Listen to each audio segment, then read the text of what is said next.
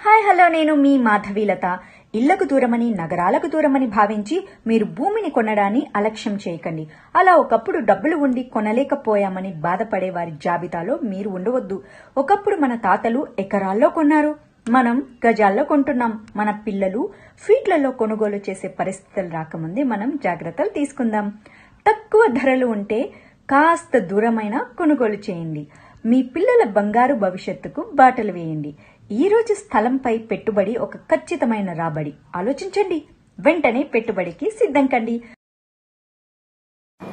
For example, నేను very long back ఒక చోట 10 lakhs ఇన్వెస్ట్ చేశాను. ఒక 500,000 yards, చాలా దూరంగా 18 ఏళ్ల క్రితం చేశాను.